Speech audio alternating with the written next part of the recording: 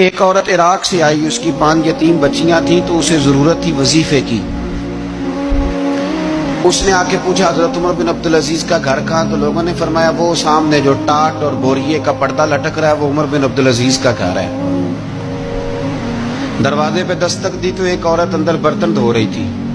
پوچھا السلام علیکم، امیر المومنین سے ملنا ہے۔ وہ کہنے لگی اس درخت کی چھاؤں میں بیٹھ جاؤ، ابھی تشریف لاتے ہیں۔ تھوڑی دیر گزری تو حضرت عمر بن عبدالعزیز آئے تو کنویں سے پانی نکال کے نا، سین میں کنواں تھا تو جو جگہ میں مٹی اڑ رہی تھی نا، گرد اڑ رہی تھی، ہوتا ہے نا عصر کے بعد لوگ پانی پھینکتے ہیں، وہاں پانی پھینکنے لگے، چھڑکاؤ کرنے لگے۔ تو تھوڑی تھوڑی باتیں وہ خاتون آپ سے کرنے لگی تو وہ جو عورت آئی تھی نا وہ کہنے لگی تم غلام سے باتیں کر رہی ہو، تمہیں پردہ کرنا چاہیے۔ کہنے لگی یہ غلام نہیں، یہ میرے شوہر ہیں اور یہ امیر المومنین عمر بن عبدالعزیز ہے۔ کہنے لگی یہ عمر بن عبدالعزیز ہے؟ کہا ہاں یہ عمر بن عبدالعزیز ہے۔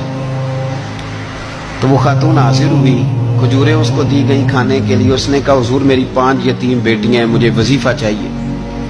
جناب عمر بن عبدالعزیز نے ایک بیٹی کا نام پوچھا، ولدیت پوچھی، وظیفہ لکھا۔ عورت کہنے لگی اللہ تیرا شکر ہے میری بچی کا وظیفہ لگ گیا۔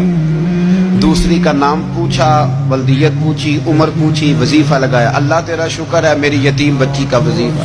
4 بچیوں کے وظیفے عمر لکھتے رہے، خاتون اللہ کی حمد کرتی رہی۔ 5ویں کا لکھنے لگے تو کہنے لگی میں نے زمانہ بڑا دیکھا ہے پر عمر بن عبدالعزیز تیری طرح کا بندہ نہیں دیکھا۔ آپ فرمانے لگے اب میں 5ویں کا وظیفہ نہیں لکھتا، 4 کا وظیفہ جا کے گورنر سے منظور کرا لے اور 4 کو کہنا تھوڑا تھوڑا 5ویں کو بھی دے دے۔ حضور کیوں نہیں لکھتے؟ فرمایا جب تک تو حمد کے لائق رب کی حمد کر رہی تھی میں وظیفے لکھ رہا تھا، اب تو نے میری تعریفیں شروع کر دی۔ اپنی تعریف پر کیسے وظیفہ لکھوں؟ وہ تو حمد کے لائق ہے، اس کی حمد ہونی چاہیے، لیکن میں اپنی تعریف پر، اپنی خوشامد پر میں نہیں لکھتا۔ جا اللہ تعالیٰ تیری لیے بہتری کرے۔